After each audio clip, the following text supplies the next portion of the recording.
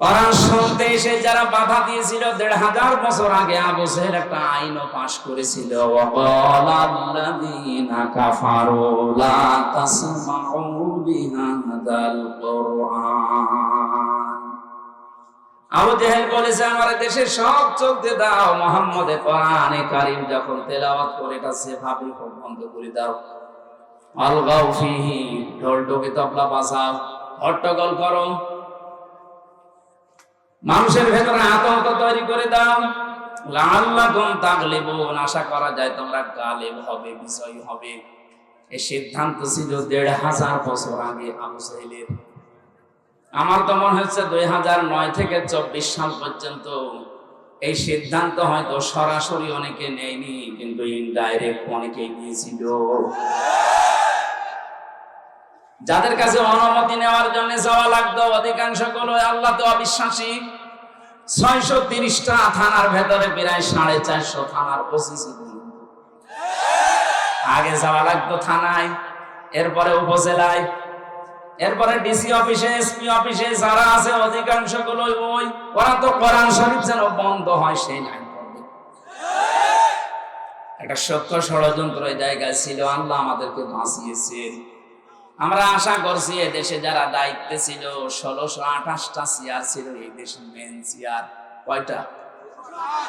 ১৬২৮টা চেয়ারে মেন যারা দায়িত্ব পালন করেছে, আমার যতটুকু জ্ঞান বুদ্ধি আছে বাস্তবতায় আমি যা দেখেছি অধিকাংশ সবগুলো এরা জালিম। হয় নিজে জুলুম করেছে অথবা জুলুমের সাপোর্ট দিয়েছে। অন্যায় যে করে, অন্যায় যে সহ্য করে, দুইজনই অপরাধী। কথা বলেন না কেন?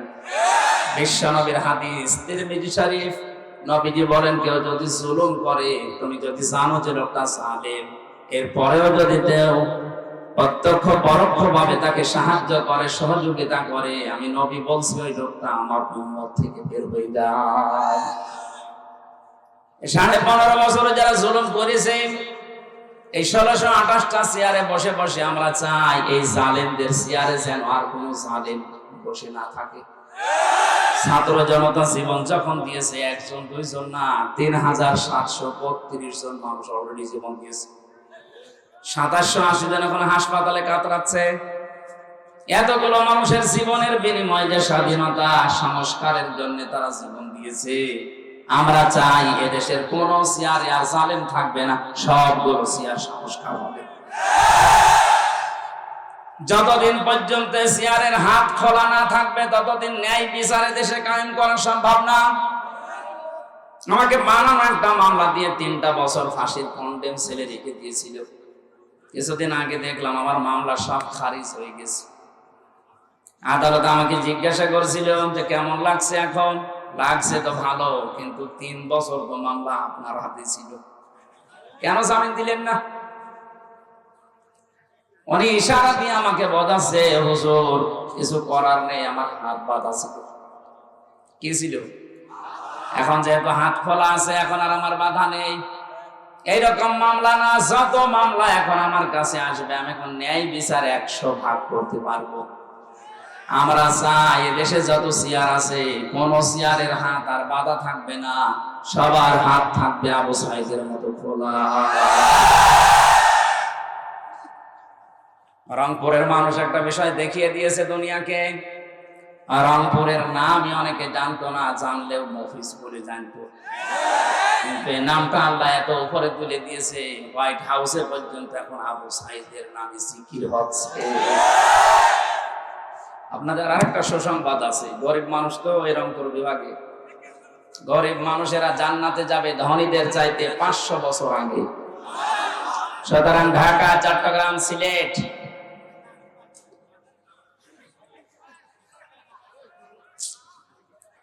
আমি এই মাহফিল সামনে থেকে বন্ধ করে দেবো। সেমিনার সিস্টেম গুলো না করলে ছাতা মাথা বুঝিয়ে এরা বুঝেও না, এই সিস্টেমে আর আসবো না। কোনো অডিটোরিয়ামে, কোনো মসজিদে, কোনো সিস্টেম অনুযায়ী যেখানে অন্তত মানুষগুলোকে ১০০ জন থাকলে অন্তত ৯৮ জন বোঝে, এরকম জায়গায় কথা বললে ভালো হয়, আমারও কষ্ট কম হবে। ছাতা থামাতে আমার হাত লেগে যাচ্ছে। আপনারা আমি বললাম যে আপনি যাই করেন কথা বলবেন না। কি দেখবেন? কি আমার কি পরিমাণের মতো জিনিসপত্র আছে? বলেন কি দেখবে বলেন? হ্যাঁ, আমার কি আছে দেখার মতো? আমার শরীর চলে না, কি দেখবেন? কি এই জামাটা আজকে নতুন করে যে দুধালা হুজুর বানিয়ে দিয়েছে, বানিয়ে দিয়েছে তাই গায়ে দিয়েছে।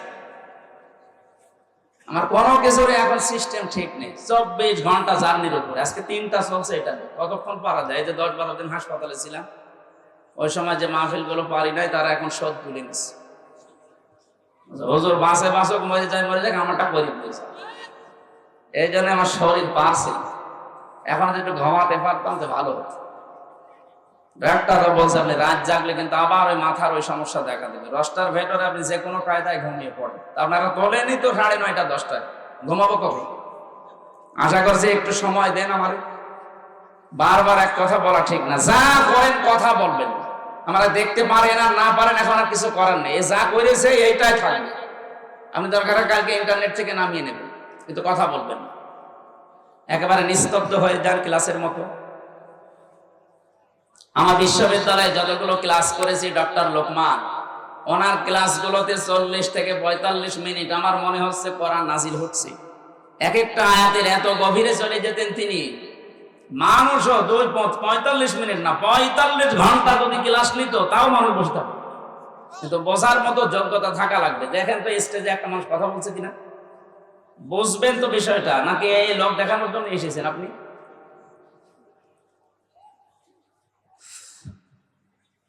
আমার ভাইরা, আমি কোরআনে কারিমের শ্রোতাদের বর্ণনা দিচ্ছিলাম।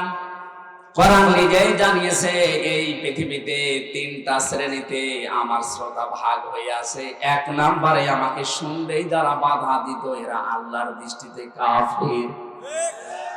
কাফের যেহেতু এখন আর নেই, এর আগে ছিল। 2 নম্বরে কোরআনে কারিম জানিয়েছে এরা হচ্ছে মুনাফিক। এটা সূরা নিসা 61 নম্বর আয়াতে আছে।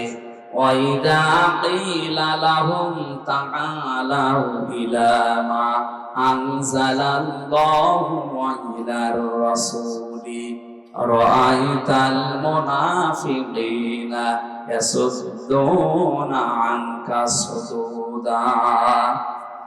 হে নবী, যখন আপনি মানুষদেরকে বলবেন আসুন আল্লাহর বিধানের দিকে, রাসূলের আদর্শের দিকে, আপনি দেখতে পাবেন যারা শুনতে এসেছে আপনার মুখে কোরআন, এরা বিশ্বাস করবে আল্লাহ নাযিল করেছে। আর আপনি বলছেন এটা মিথ্যা না, এটা ওরা জানে।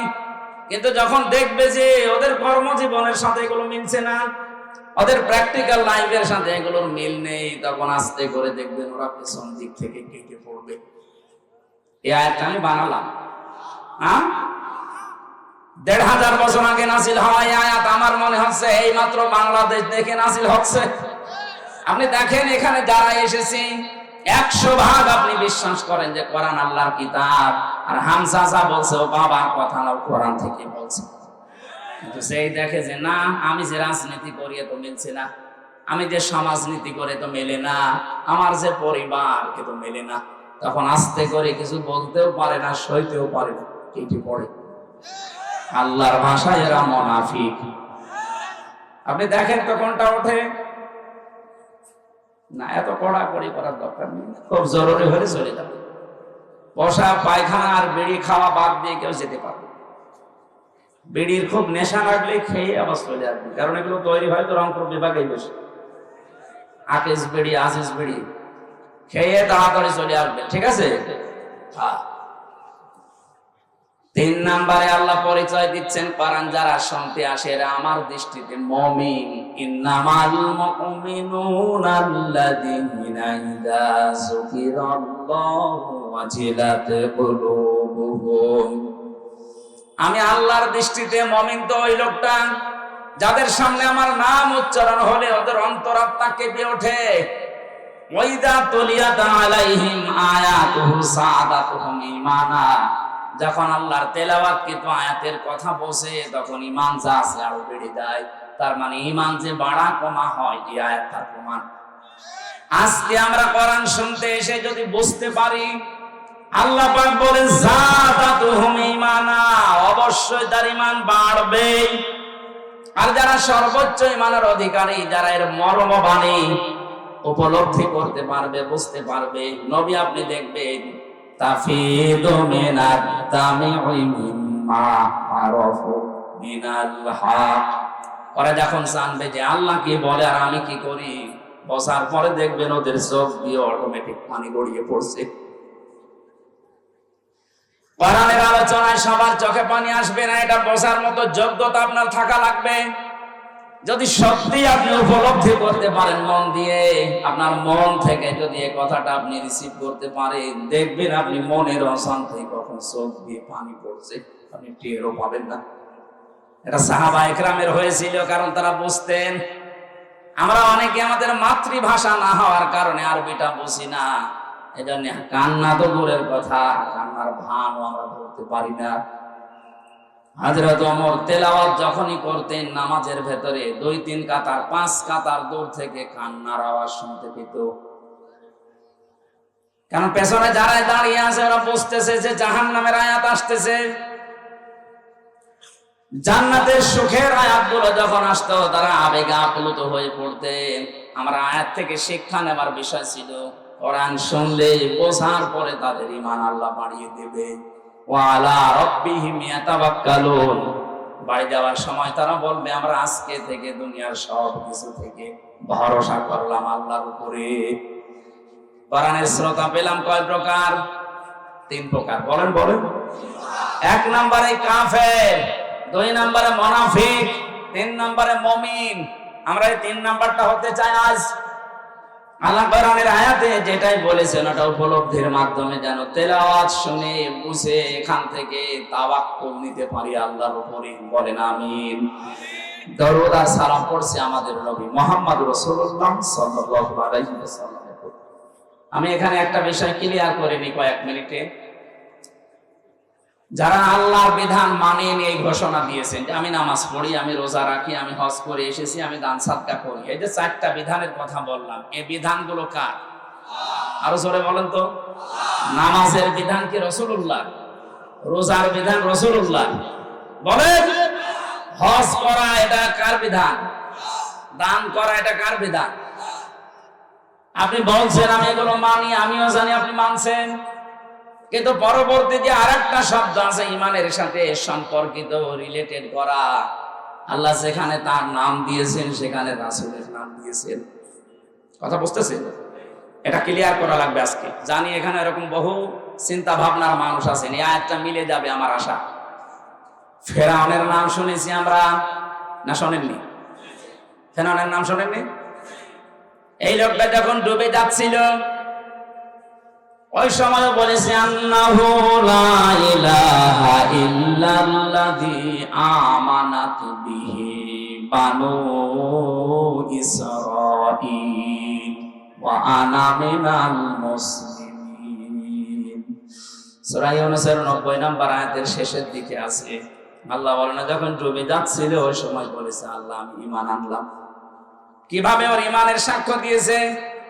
আন্নাহু লা ইলাহা ইল্লাল্লাযী আমানাত বিহি বানু ইসরাঈল, বনি ইসরাঈলরা যার উপর ঈমান এনেছে আমি তাকে বিশ্বাস করলাম। ওয়া আনা মিনাল মুসলিমিন, আমি তো মুসলমান, এরপরও আমি কেন বারবার ডুবিয়া উঠি? ফেরেশতারা আমারে বারবার সবাই কেন?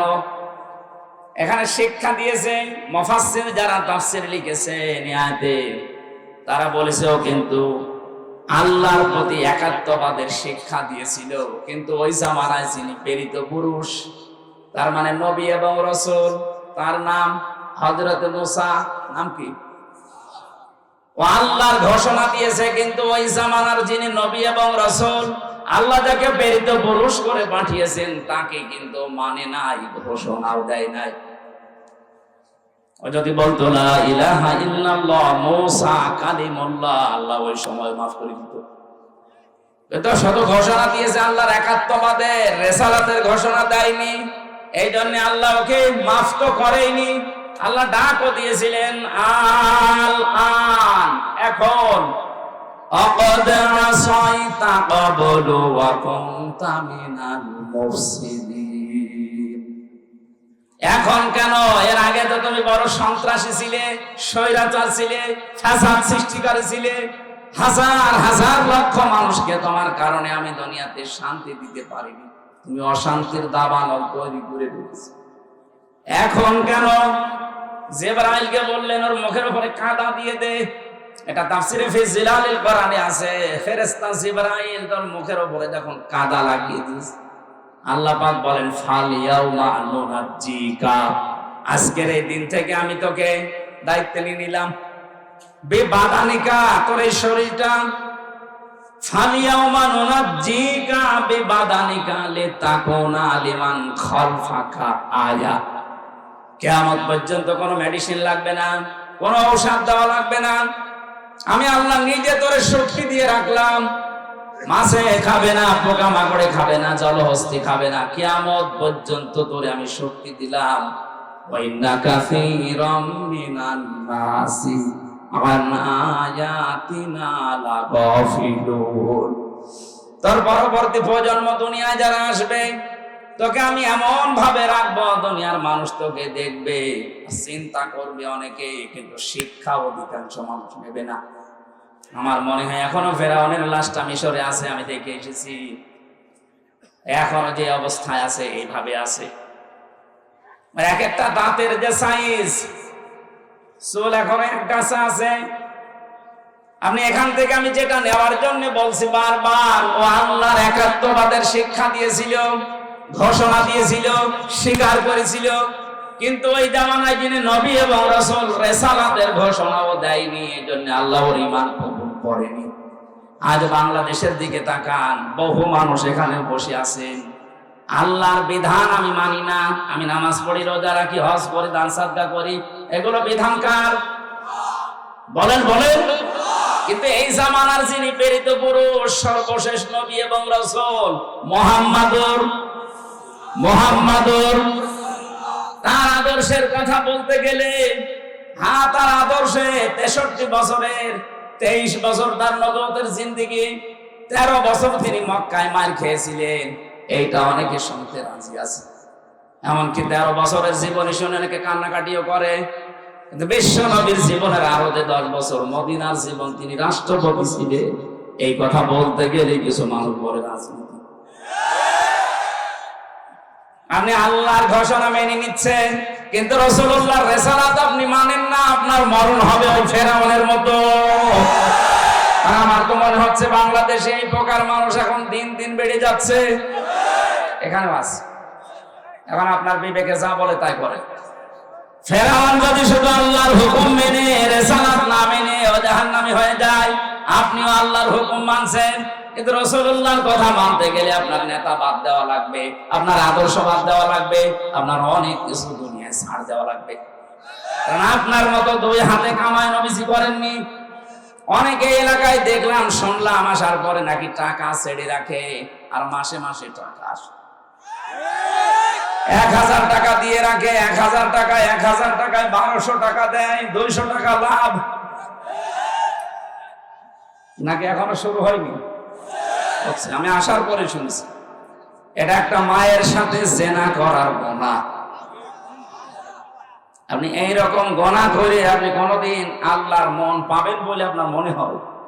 আপনি মায়ের সাথে জেনা করে আসলেন, এখন বলছেন আমি নামাজ পড়ছি, হবে?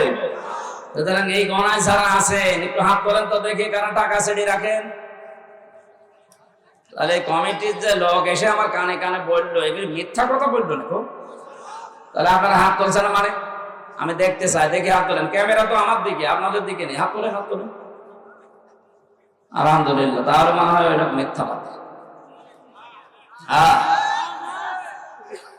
মানুষ তাই আপনার লজ্জা করে, কিয়ামতে কোটি কোটি মানুষ থাকবে, আপনার এই কপালে লেখা থাকবে সুদখোর। এই জায়গায় লিখে দেবে আল্লাহ সুদখোর। মানে লজ্জা তো ওই সময় আরো বেশি পাওয়া লাগবে, এই জন্য এখনই পাল্টানো দরকার। আপনার এই সুদের টাকা, বাম হাতের ইনকাম দিয়ে যা করছেন, এইগুলো ভোগ করার জন্য আপনার মেয়ে, আপনার ছেলে, আপনার বউ 2 পায়ে খাড়া আছে। আপনি যা ইনকাম করবেন ওরা ভোগ করবে। এর দ্বারা যে মায়ের সাথে জেনা করার গুনাহ হয়ে গেল, এই গুনাহ আপনার বউ নেবে? জিজ্ঞাসা করেন, জীবনেও নেবেন। আপনি কার জন্য কি করলেন? এখন যদি চোখ বন্ধ হয়ে যায়, তামাম দুনিয়া এসে আপনাকে জীবিত করতে পারবে না। এই জন্য আমরা যেন এরকম পাগলামি না করি, এ পাগলামি বাদ দেবো তো ইনশাল্লাহ। অত পাগল আমরা আর হব না। কার জন্য আমি পাগল হব? যার জন্য হব সেই তো আমার না। আপনি মরে যান, আপনার যত সুন্দরী বউ হোক, যত ভালোবাসার বউ হোক, এক রাত আপনাকে যদি পাহারা দিয়েছে, আমি কি বলিস, ও বলবো আমার ভয় লাগবে, রাতে জিন আসতে পারে, তাড়াতাড়ি আপনি মাটি দিয়ে দেন, না অন্য ঘরে রাখেন। অথচ ওর জন্য আপনি সুদের টাকা ছড়িয়ে রেখেছেন, ও যেন আরামে ডিশ এন্টিনা দেখতে পারে। ধরে বলেন সুবহানাল্লাহ। আশা করছে পাগলামি আমরা কেউ যেন না করি, কারো জন্য কারো কিছু করি, আমার নিজের জন্য আমি যা করছি এটা আমার সাথে যাবে। দিনাজপুরবাসী, কোরআন কারীম থেকে আমরা এবার তেলাওয়াতে যাচ্ছি। আজকের আলোচনার বিষয়টা একটা গুরুত্বপূর্ণ বিষয়, কারণে বাংলাদেশ, ভারত আর পাকিস্তানে এই বিষয়টা নিয়ে ভেজাল আছে, একটা ঝামেলা চলছে। আমার আলোচনার বিষয় ওসিলা, কি বললাম, এটা যেন আমরা আজকে ক্লিয়ার করে যেতে পারি, পরিষ্কার করে ধারণা নিয়ে বাড়ি যেতে পারে আসলে ওসিলা কি আর কি কি জায়গায় ভণ্ডরা লাগাচ্ছে। সূরা মায়েদা 35 নম্বর আয়াত পড়েছি। আমরা আগে তাফসীর করার যে নিয়মগুলো আছে সামনে নিয়ে আসি। প্রথমে তাফসীর করতে হলে সূরার নামকরণ জানা লাগে। নাম হচ্ছে মায়েদা। নাম কি? মায়েদা মানে দস্তরখানা। মায়েদা মানে দস্তরখানা, যার গুরুত্ব আমাদের কাছে অনেকেরই নেই, অথচ এই নামে আল্লাহ বিশাল একটা সূরা নাজিল করলেন। এমন এমন বিধান আল্লাহ সূরা মায়েদার ভেতরে দিয়েছেন। বিশ্বনবী জানিয়েছেন এই আয়াতের তাফসিরে, কোন মানুষ যদি দস্তরখানার বিছানো যে খাবার পড়ে যায়, ভাত হোক, রুটি হোক, তরকারি হোক, এটা যদি তুলে খেয়ে ফেলতে পারে, জান্নাতের হুরদের মহরানা আদায় হয়ে যায়। দিনাজপুরবাসী কি বুঝলেন এই হাদিস থেকে? আপনি জান্নাত পাবেন কিনা সে গ্যারান্টি নেই, আছে? অথচ এই ছোট্ট একটা আমল করার মাধ্যমে জান্নাতের হুরের সাথে যে বিয়ে হবে, তার দেন মোহরটা আদায় হয়ে যাচ্ছে। আপনি বিশ্বাস করতে পারেন আপনি জান্নাতে যাবেন? তাহলে এই আমলটা ঝেলায় খেলায় আমরা নষ্ট না করি। গামছা হোক, চাদর হোক, যে কোনো একটা কাপড় হোক, এটা যেন বিছিয়ে নেই সামনে। এটা নবীজি নিজের জীবনে করে দেখিয়েছেন। বিশ্ব নবীর এই সুন্নাতটা মারা গেছে। এটা যদি আমরা চিন্তা করতে পারি, কিয়ামতের ময়দানে একটা সুন্নাতের কারণে 100 গলা কাটা শহীদের সওয়াব নিয়ে ওঠা যাবে। বিষয়টা তুচ্ছ মনে হয়, আমাদের ছোট মনে হয়, অথচ বিশাল বিষয়। আমি সহ যারা এখানে আছি প্রত্যেকে যেন এই বিষয়ের উপরে আমল আজকে থেকে করতে পারি।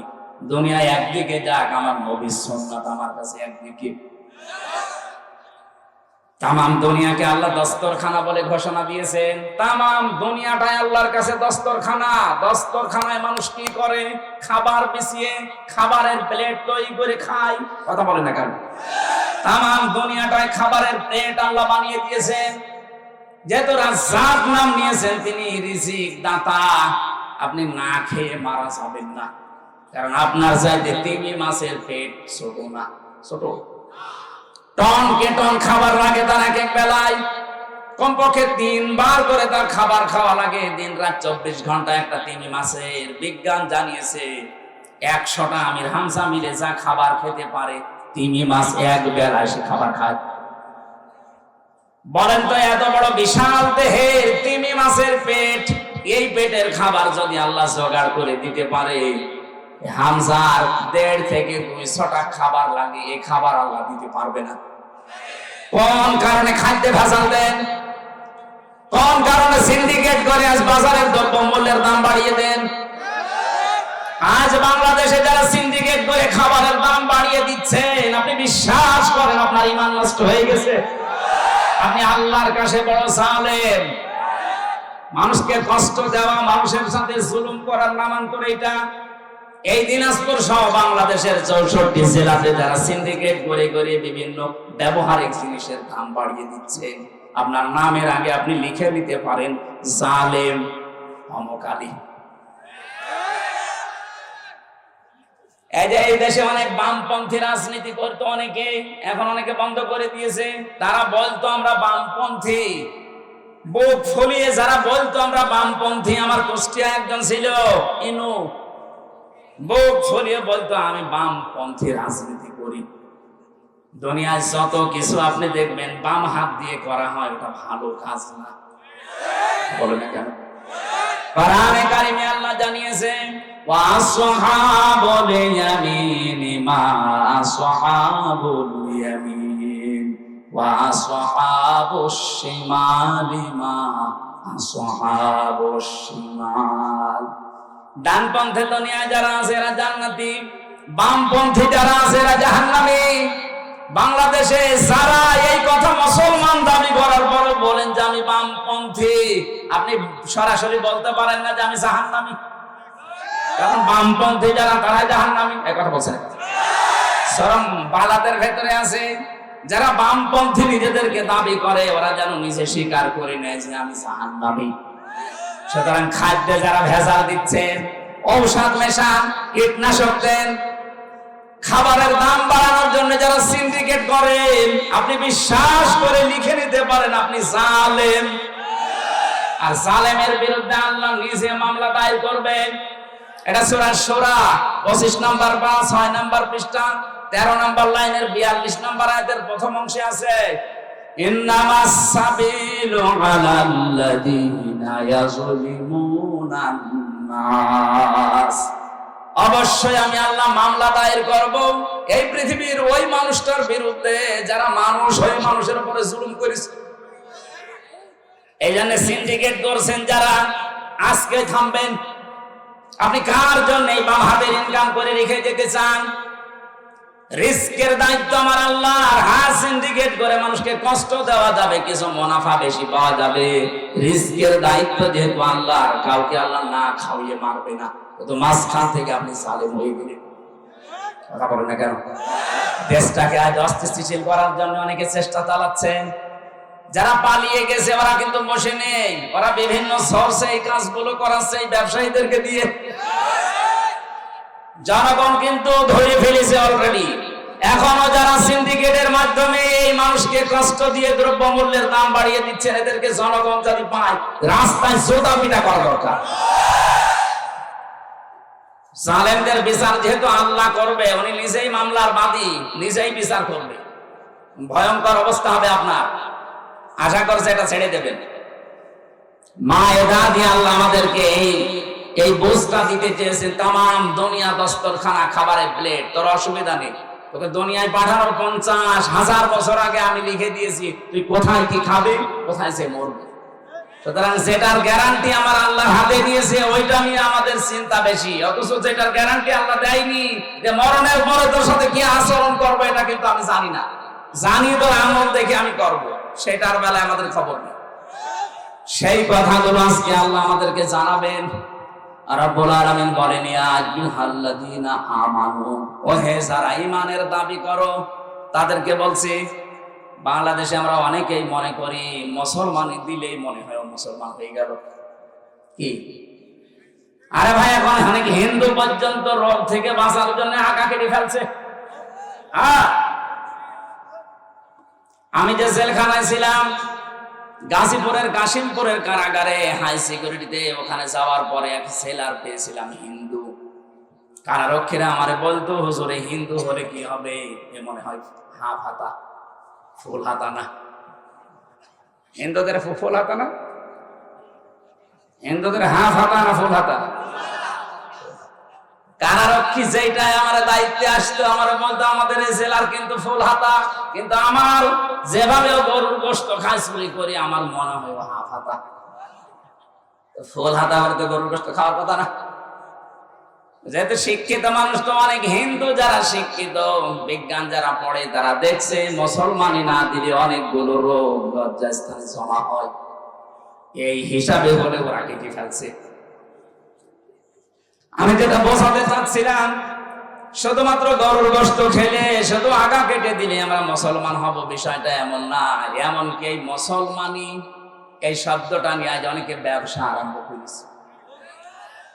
এই যে এত বড় ছেলে মুসলমানি দেয় না, কি গো, ছেলের বয়স 22 বছর, মুসলমানি দেন না। দেব কি করি, আমারও টাকা নেই, ওরও টাকা নেই।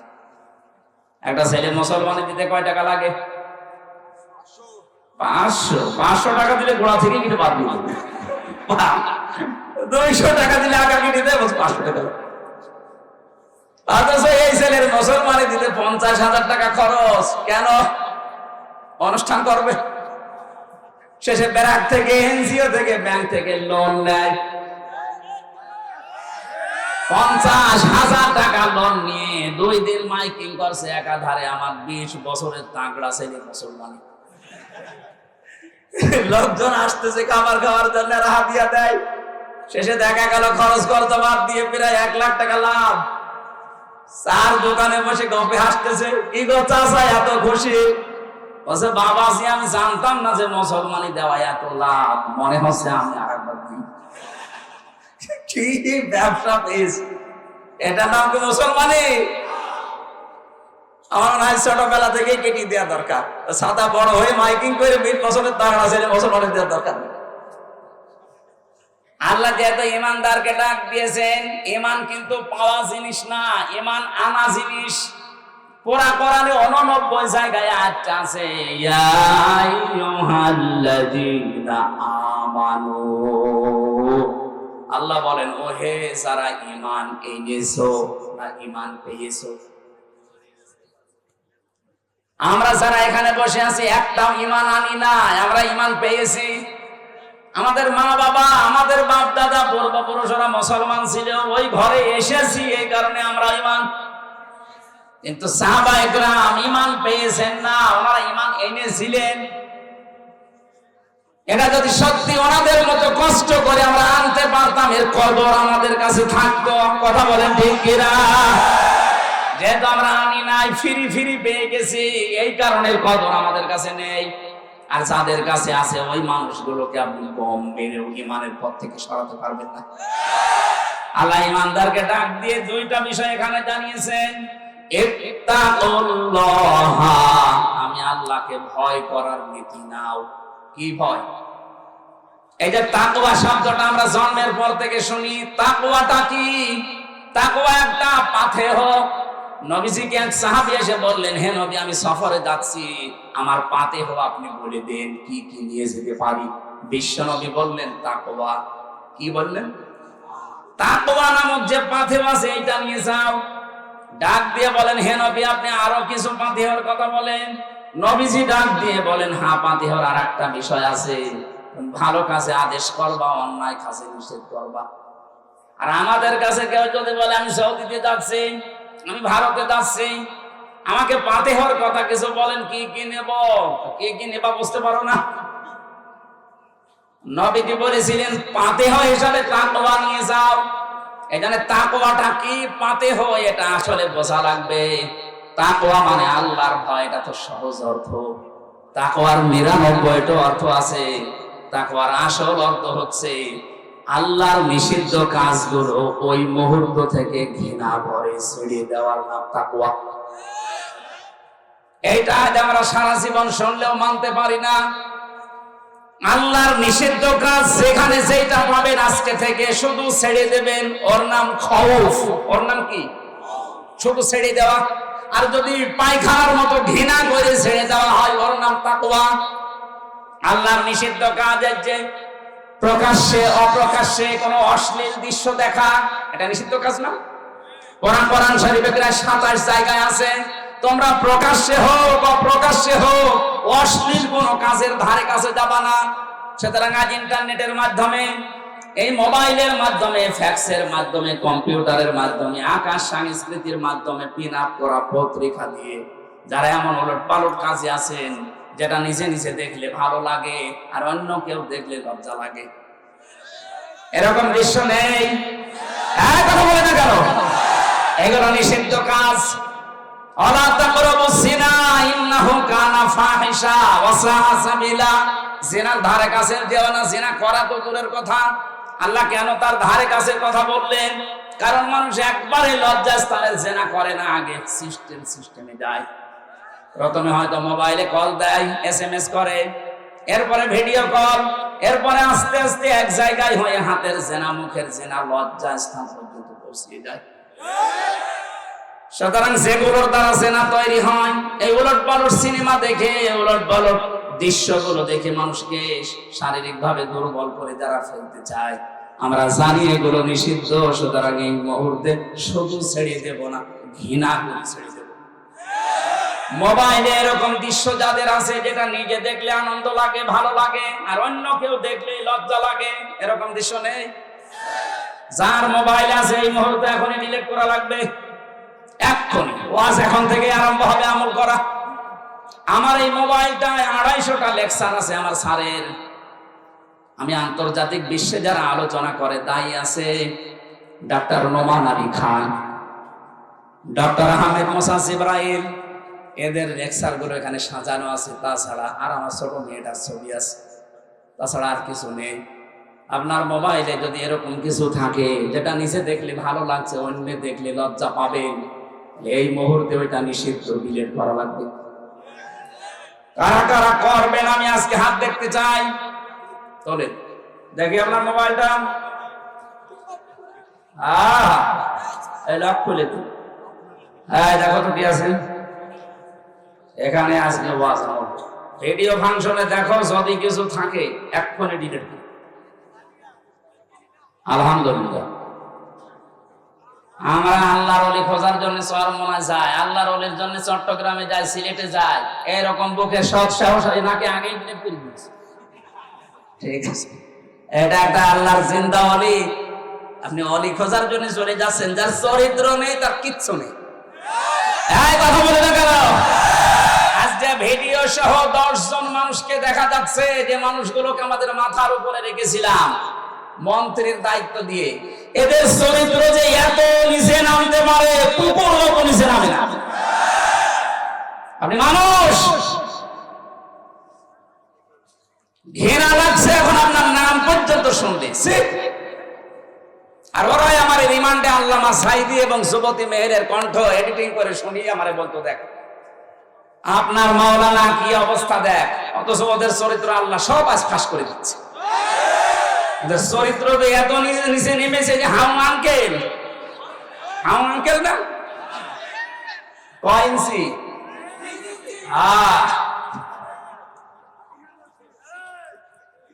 আজকের বক্তব্য হাউ আঙ্কেল। আমার সাথে ওই ছোট হুজুরটা ছিল, আমারে বলছে হামজা ভাই, আমার সাথে প্রায় 2 মাস এক ঘরে ছিল ওই পিসকে হুজুরটা মাদানি।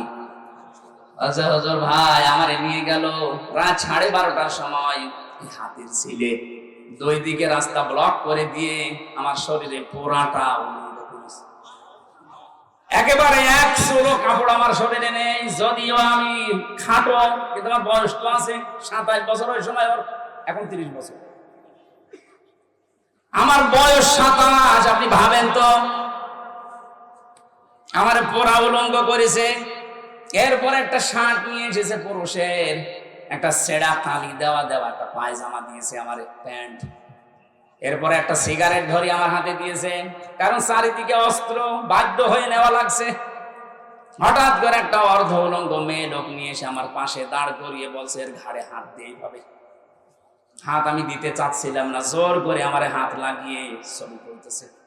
এইটা সকালে ছেড়ে দেব আর বলবো যে হুজুরের চরিত্র দেখো। বলছে, আমি এক এসআইকে ডাক দিয়ে বললাম, ভাই আপনারা যা করছেন এটা কি আমার হারুন স্যার জানেন? আমার উনি তো করছে। আমি এত অসহায় ছিলাম ওই সময়, এমনিতেই মাসলুম মানুষ, চোখের পানি ফেলে দিয়ে বললাম, রব্বুল আলামিন আমার সাথে যা হচ্ছে তুমি তো দেখতে পাচ্ছ। মাজলুমের দোয়া শুনি কবুল হয় তোমার নবীর হাদিস। এই অবস্থায় আমি ওর জন্য বড় দোয়া দিলাম, ও আমাকে যা করেছে আল্লাহ তুমি ওকে তাই করো। ঠিক আল্লাহ এই মাজলুম আলেমের দোয়া কবুল করে ওরে উলঙ্গ করে জাতির সামনে দেখিয়েছে। ওর যে 3 ইঞ্চি বাংলাদেশ না তামাম দুনিয়ার মানুষ এখন চান। বাইরের দেশগুলোতে, আমি কিছুদিন আগে ছিলাম সৌদি আরবে, মদিনা থেকে তায়েফে যাচ্ছিলাম, যে ড্রাইভার আমার সাথে মদিনার স্থানীয় মানুষ, যাবার সময় আমার বলছে, ইয়া হাজি ওল হজ্জা দায়না বিলা দোকান। ও হাজি, দেশ কোথায়? আমি জি তুমি বাংলাদেশ। আমি বাংলাদেশ থেকে এসেছি। আমার এবার আরবিতে একটা গালি দিচ্ছে, হারামি। হারামি মানে? তার মানে আপনার দেশে যে দায়িত্ব ছিল ওই মহিলা একটা হারামি। আমি মনে করলাম যাক আর কিছু বলবে না, হয়তো একটু পরে দেখছি আমারে বলছে, আরবিতে বলছে 3 ইঞ্চি। 3 ইঞ্চি মানে হারুন আঙ্কেল। ওরা ওরে চেনে না, কিন্তু 3 ইঞ্চি ওই লোকটাও জানে। সারা দুনিয়ায় মেয়েদের এখন জিকির হচ্ছে 3 ইঞ্চি 3 ইঞ্চি। ও রাস্তায় এখন বের হতে পারবে? লুকিয়ে আছে, বের তো হবে। আমার মনে হয় ওর অপরাধ যায়। এদেশের জনগণ যদি ওরে একটু চিনতে পারে যে এটা হারুন আঙ্কেল, ওরে আঙ্কেল বানিয়ে ফেলবে। আজকে থেকে, এখন থেকে এই ওয়াজটা আমল করা লাগবে। আমি সহ যারা আছি প্রত্যেকে নিষিদ্ধ কাজ শুধু ছেড়ে দেব না। শুধু ছেড়ে দেওয়ার নাম খৌফ, শুধু ছেড়ে দেওয়ার নাম কি? আর ঘৃণা করে ছেড়ে দেওয়ার নাম হচ্ছে তাকওয়া। আল্লাহ আমাদেরকে খৌফ দিয়েছেন না তাকওয়া? বলেন বলেন। এই মুহূর্ত থেকে আমলটা শুরু করেন, দেখবেন একটা অজানা শান্তি আপনি পাবেন। এই যে পশু পাখি, মুরগি, হাঁস, এদের এই পাখাটা যেমন বিছিয়ে দেয় ভাবে, ডানা এভাবে বিছিয়ে দেওয়ার পরে পরের সাথে পর লেগে যায়, একটার সাথে আর একটা পর লাগার পথে এত মোলায়েম হয়, এত সফট হয়, কোমল হয়, এত নরম জায়গা। ওর নিচে যখন বাচ্চারা ওই জায়গায় আশ্রয় নেওয়ার পরে মা পাখিটা যখন নিজের এই দানাটাকে বিছিয়ে ধরে, তখন ওই নিচে দেখবেন একটা কিচির মিচির আওয়াজ হয়। এটা বাংলায় বলা হয় অনির্বচন সুখ। আমরাও যদি সত্যি আল্লাহর নিষিদ্ধ কাজ যেখানে যেটা পাবো যদি ঘৃণা করে ছেড়ে দিতে পারি, একটা অনির্বচন সুখ আলাদা, ওটা আল্লাহ দেবে। ওটা আমরা পেতে চাই না? যে সমস্ত মহিলাকে সামনে দেখা যায় নেই, ওটা মোবাইলে, টিভির পর্দায় জায়েজ নেই। যেই মেয়ে লোকগুলোর যেখানে সামনে দেখা যায় যাচ্ছে, ওটা টিভির পর্দায়, মোবাইলের পর্দায়, কম্পিউটারে দেখা যায় যাচ্ছে। একটা মেয়ে লোকের পর্দা হচ্ছে মুখমণ্ডল, হাতের কবজি আর পায়ের পাতা বাদ দিয়ে পুরা শরীর ঢেকে রাখা লাগবে। কথা বুঝতেছে? আমাদের যাদের মা আছে, বোন আছে, মেয়ে আছে, ভাবি আছে, তাদেরকে বলছি, আপনারা শাড়ি যারা পরেন, স্বামীকে আরো চাপ দেন যে আমার 5,000 টাকার শাড়ি কিনে দাও। মেলায় না, শাড়ি কেনার দরকার নেই। আপনি মুসলিম মহিলা, আপনি সালোয়ার কামিজ বানাবেন। শাড়ি পরে যদি আপনি নামাজ পড়তে যান, আসল যদি পড়ে যায়, সোল যদি বের হয়ে যায়, আপনার নামাজ ভেঙে যাবে। এই জন্য মেয়েদের সর্বোত্তম পোশাক হচ্ছে সালোয়ার কামিজ। হাত পর্যন্ত হাতা বানাবেন ঢিলা ঢালা, যেন কাজ করার সময় বসিয়ে রাখা যায়। পা পর্যন্ত লম্বা বানাবেন, নিচে ছায়া পায়জামা থাকবে, ব্লাউজ থাকবে, উপরেরটা ওড়না দিয়ে, মাথাটা দিয়ে পুরো, মুখটা বাদ দিয়ে পুরো ঢেকে রাখবেন। হঠাৎ করে যদি কারো সামনে পড়েও যান, পর্দার মতো খরচ বিধান আপনার জীবনে লঙ্ঘন হবে না। আমার মনে হয় 2,000 5,000 টাকা দিয়ে শাড়ি না কিনে এই 350 400 টাকা দিয়ে সালোয়ার কামিজ বানাবেন, পর্দা আদায় হবে, আর আমরাও বেঁচে যাব। মানবে এটা? বলবে ওয়াজ রাখেন, আগে শাড়ি নিয়ে আসেন। সম্মানিত মা বোনেরা, হাজারো স্বামী এখানে বসে আছে, সব স্বামীর পক্ষ থেকে বলছি, এটা কিন্তু জুলুম হয়ে যাচ্ছে। আপনি 5,000 টাকা দিয়ে শাড়ি না কিনে 10টা সালোয়ার কামিজ হবে, 3 বছর 5 বছর পড়তে পারবেন। আপনার আখিরাত তৈরি হয়ে যাবে, আপনার স্বামীও বেঁচে যাবে, আল্লাহ বরকত দান করবে। আমি শব্দের প্রথম ব্যাখ্যাটা এখানে 9টা পেয়েছি। কোন মানুষ যদি সত্যি তাকওয়া অবলম্বন করতে পারে, নবীজি যে বললেন তাকওয়ার পাতিহ নিয়ে যাও, তার মানে আপনাকে বুদ্ধিমত্তা নিয়ে চলা লাগবে। আজ এটা সবচাইতে বেশি প্রয়োজন বাংলাদেশে। যে ষড়যন্ত্র আরম্ভ হয়েছে, এখানে বুদ্ধিমত্তা ছাড়া টিকে থাকা সম্ভব না। ওই আলা ভোলা হয়ে থাকলে আপনি নিজেই হারিয়ে যাবেন। কথা বুঝতেছেন? বুদ্ধিমত্তা লাগবে। তাকওয়ার অর্থ হচ্ছে বুদ্ধিমত্তা, চারিদিকে খেয়াল করে চলা। আপনি দেশের কোনো খবর রাখেন না, পরিবারের কোনো খবর নেই, সমাজের কোনো খবর নেই, আপনার এলাকার কোনো খবরও জানেন না। না, আপনার মতো পাগল দিয়ে আল্লাহর দরকার নেই। আপনার এমনিতেই পাপ নাই রেখে আসা লাগবে। আপনি যত উপরে ওঠেন না কেন, আপনি যত বুজুর্গ দাবি করেন, আগে আপনাকে খোঁজ রাখা লাগবে, আপনার এই বুদ্ধিটা কাজে লাগানো লাগবে। যারা তাদের এই আকল, এই বুদ্ধিকে কাজে লাগায় না, এই মানুষগুলো জাহান্নামী। সূরা মুলকের 10 নম্বর আয়াতে আছে, আকালু লাউ কুননা নাসমাউ আও নাকিদু মা কুন্না ফি আসহাবিস সাঈর।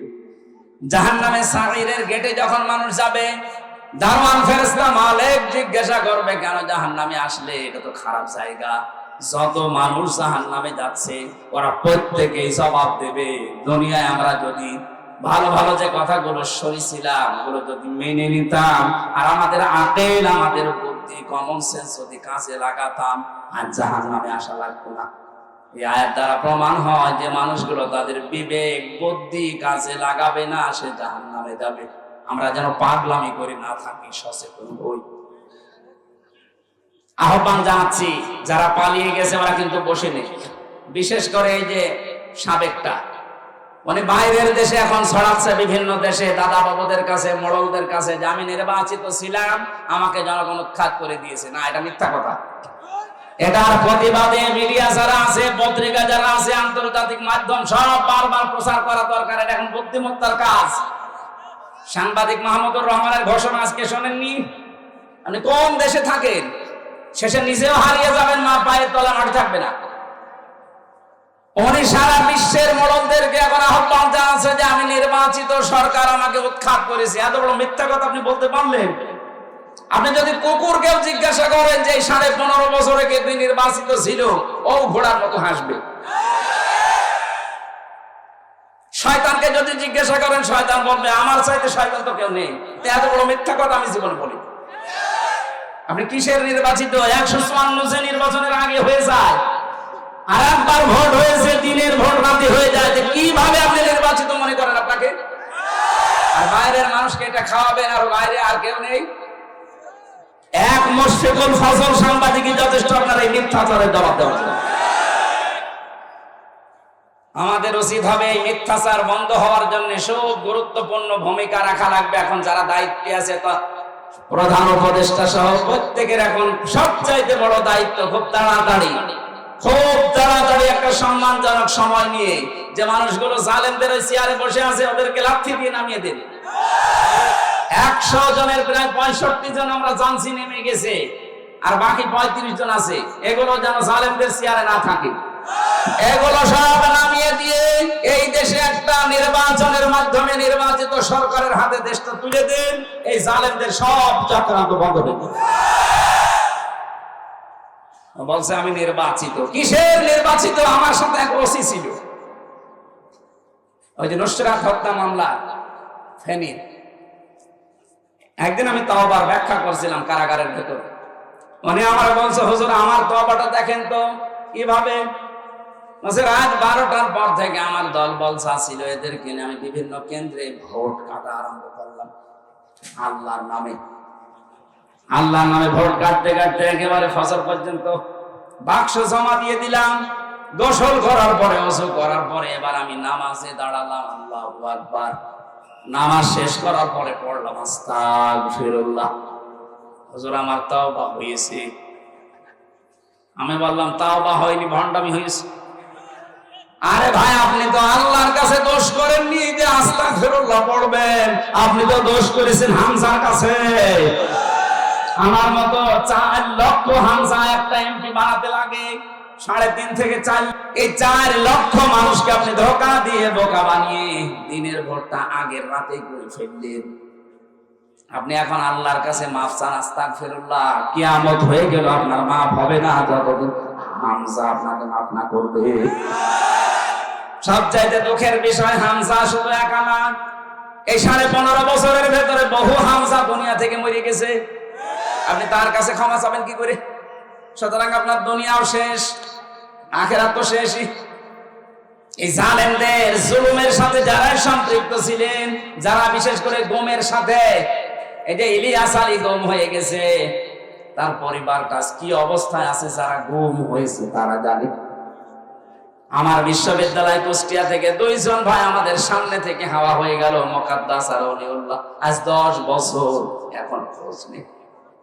আমার মনে হয় এই দেশে যারা দায়িত্বে আছে এমন কঠোর হবেন গুমের বিরুদ্ধে, কিয়ামতের আগে যেন দেশে কেউ গুম না হয়। এটা মানবতার সাথে যে কত বড় উপহাস। যার ছেলে গুম হয়, বাবা গুম হয়, সে বুঝতে পারে। আপনি তো টের পাচ্ছেন না, আপনার তো কেউ গুম হয়নি। বিশেষ করে যারা আয়না ঘরের সাথে জড়িত, এ মানুষগুলোকে আল্লাহ মাফ করবে কি কায়দায় আমার তো বুঝে আসে না। আমি নিজে মাত্র 10 দিন ছিলাম আয়না ঘরে, তাই আমি পাগল হয়ে গেছি।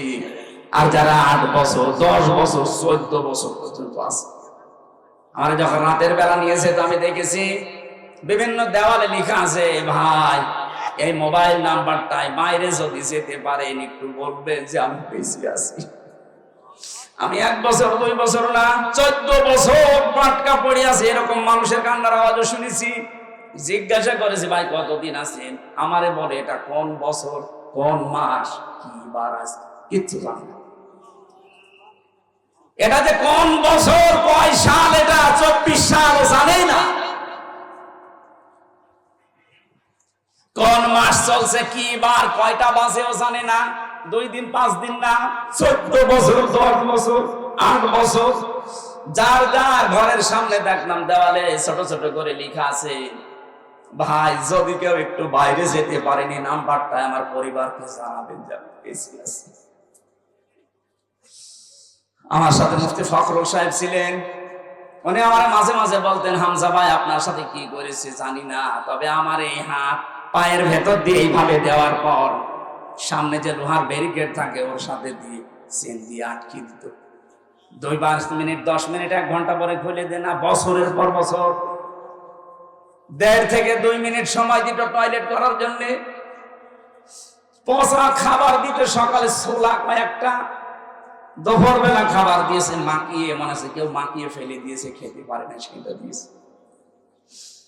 দেখতাম আমার সাথে ফাঁসির ওই কন্ডেম সেলের ভেতরে শেষের কয়েকদিন ছিল, 60-65 হয়ে হাত পা ছেড়ে দিয়ে শুয়ে আছে। কি গো এরকম করে শুয়ে থাকেন? আমার বাবা হামজা, শুয়ে থাকা যে কত বড় নিয়ামত তুমি বুঝবা না। তোমার তো মাত্র 10 দিন নিয়েছিল, আর আমি কয়েক বছর পর্যন্ত এইভাবে ছিলাম, পায়ের ভেতরে হাত দিয়ে শুয়ে থাকা কত বড় নিয়ামত এখন আমি টের পাচ্ছি। আমার মাজার হাড় পর্যন্ত ব্যথা হয়ে গেছে। এখন এই যে 60-65 হয়ে শুয়ে আছি হাত পা ছেড়ে দিয়ে, আমার মনে হয় সবচেয়ে বড় নিয়ামত এটা। এত বড় কিছু আপনি করতে পারলেন একটা মানুষের সাথে। কি করেছিল সে?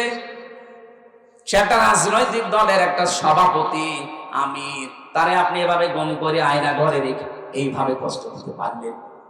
আমার মাঝে মাঝে মনে হতো, আল্লাহ যারা আমাদের দায়িত্বটা পালন করে এরা এখান থেকে বাড়ি যাওয়ার পরে ঘুমায় কি করে? হয় লাল পানি খায় নাই, ঔষধ খায়, কোন বড়ি খায়, ঘুমের, তাছাড়া ঘুম আসার কথা না। এখানে যারা গুণের সাথে জড়িত, খুনের সাথে জড়িত, বিশেষ করে আয়না ঘরের সাথে, এদের জীবনেও মাফ হবে না যতদিন পর্যন্ত ওদের ওই মানুষগুলো মাফ না করবে। আর আমি জানি এই দেশের 18 কোটি মানুষও যদি এই আয়না ঘরের সাথে যারা জড়িত এদের মাফ করে দেয়, ব্যারিস্টার আরমানের বউ জীবনও মাফ করবে না। 10 বছর 8 বছর সে স্বামী ছাড়া কিছু জানে না যে বেঁচে আছে কিনা। প্রশ্ন আসতে পারে বিদেশে যে থাকে, বিদেশে যে থাকে কিন্তু জানে যে স্বামী আছে, আর এমন জায়গায় আছে ও তো জানি না যে মরে গেছে না বেঁচে আছে। এক একটা দিন কত কষ্ট করে এই গুম হওয়া আয়না ঘরে থাকা মানুষের আত্মীয় স্বজনের কেটেছে, আপনি বুঝবেন না, আপনার তো হয়নি।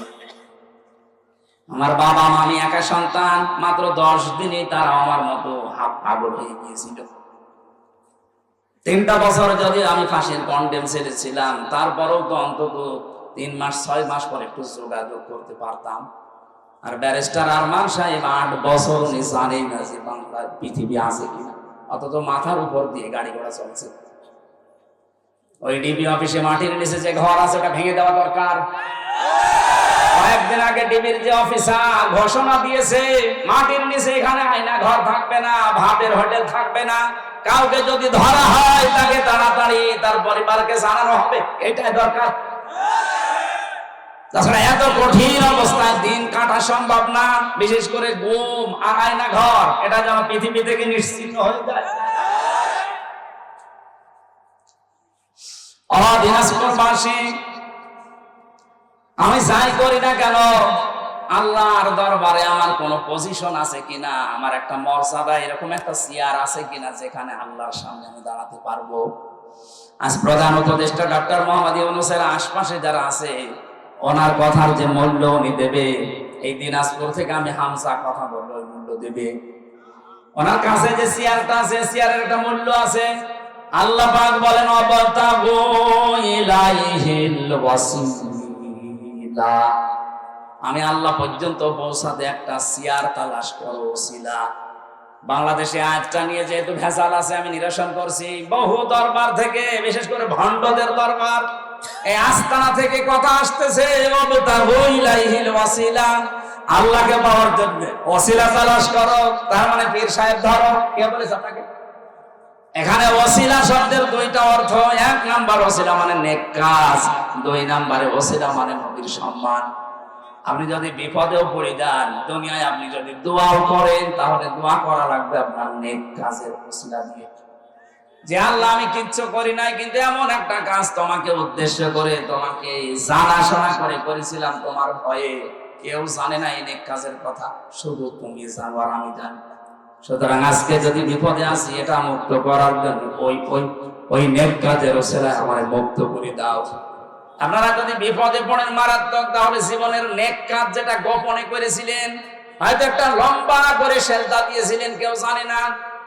আমি জেলখানার ভেতরে দেখেছি অনেক আলেমকে 40 মিনিট, 45 মিনিট, 1 ঘন্টা, 1.5 ঘন্টা সেজদায় পড়ে আছে।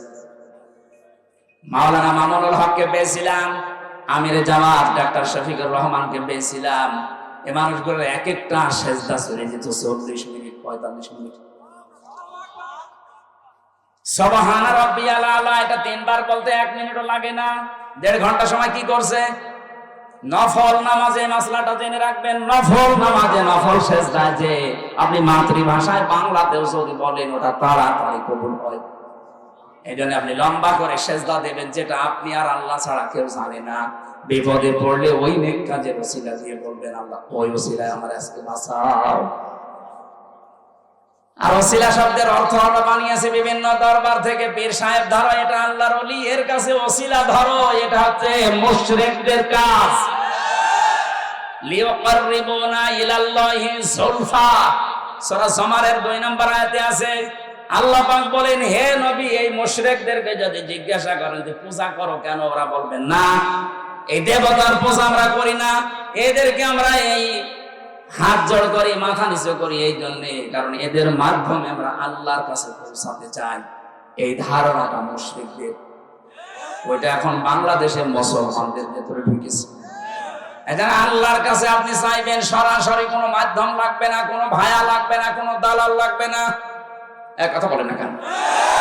এই দালালি করে করে অনেকে ব্যবসা প্রতিষ্ঠান খুলে খাচ্ছে, মাঝখান থেকে আপনার কথা আল্লাহর কাছে পৌঁছায় না। কোন কারণে? পীরের মাধ্যমে পৌঁছাতে হবে। আপনি সরাসরি বলতে পারেন না। আল্লাহ আপনাকেও যেমন বানিয়েছে, ওই পীরকেও বানিয়েছে। এক কথা বলেন না কেন? এখানে সরাসরি আপনি চাইবেন আল্লাহর কাছে। অনেকে মনে করে আমার দাড়ি নেই, আমি কি করে চাবো? আরে ভাই, দাড়ি কি? আপনি তো আল্লাহর বান্দা। আফসোস করবেন যে দাড়িটা রাখতে পারি না, সামনে আমি রাখবো। আর অনুশোচনা নিয়ে অনুতপ্ত হয়ে জীবনে যখন সেজদা দিয়ে চোখের পানি ফেলে কাঁদবেন, দেখবেন আল্লাহ পাক একটা অজানা শান্তি দিচ্ছে। টাকা দিয়ে কিনতে পাওয়া যায় না। ওসিলা শব্দের দ্বিতীয় অর্থ হচ্ছে নবীজির সম্মান। আযান দেওয়ার পর একটা দোয়া পড়া হয় না? আবতাগু ইলাইহিল, কি বলা হয়? ওসিলা বলা হয়। হে আল্লাহ, তুমি নবীর সম্মানকে আরো বাড়িয়ে দাও।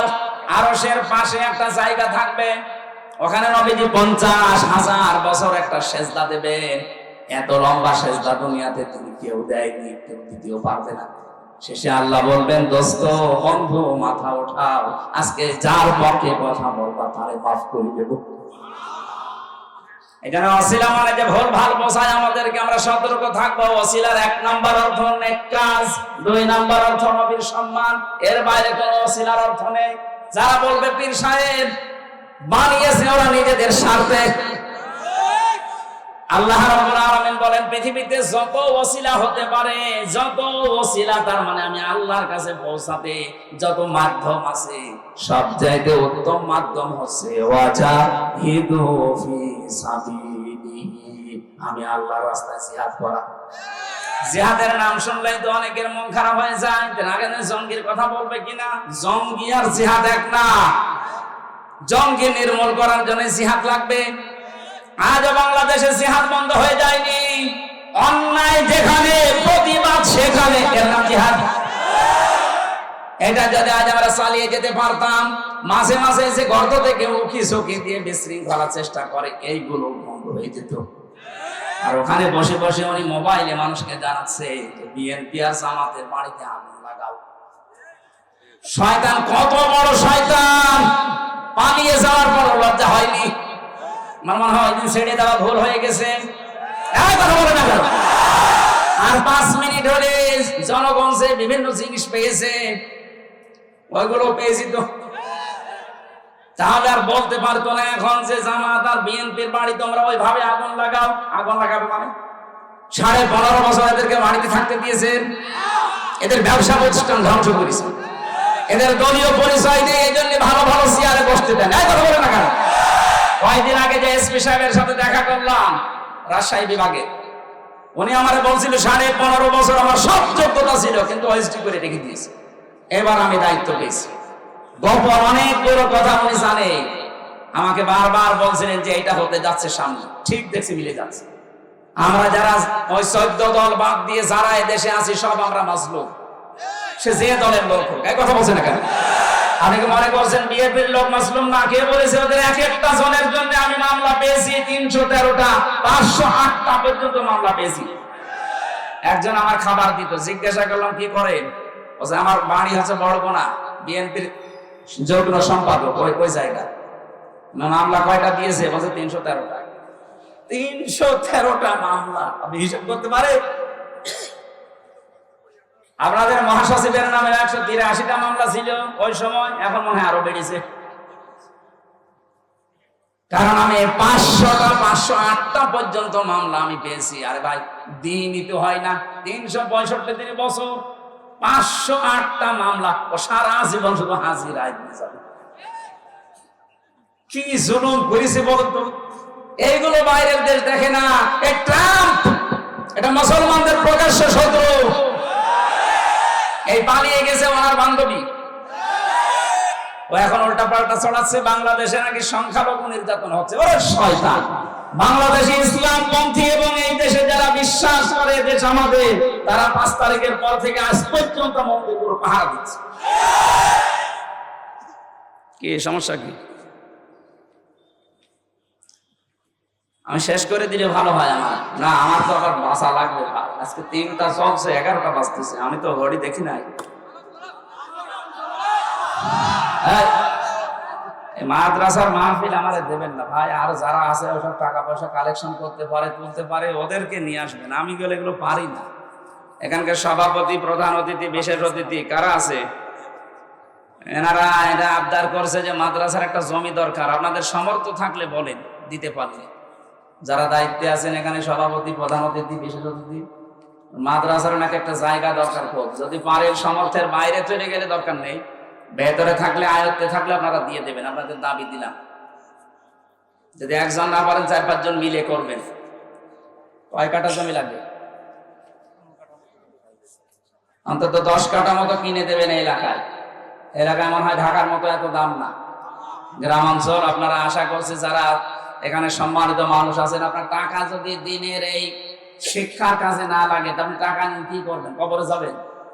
এখানে যারা এসেছেন অবশ্যই আপনারা এই দায়িত্বটা পালন করবেন। 8-10 কাঠা জমি 5-6 জন মিলে, আপনি আশা করছি আপনারা আমার কথাটা রাখবেন। আমি আজকের মতো শেষ করে দিচ্ছি। আগামীতে যদি এখানে আশপাশে কোনো জায়গায় আসি, একটা মাহফিল নেবেন। 2, 3টা, 4টা নিলে আমিও পারছি না, মরে যাবো শেষে।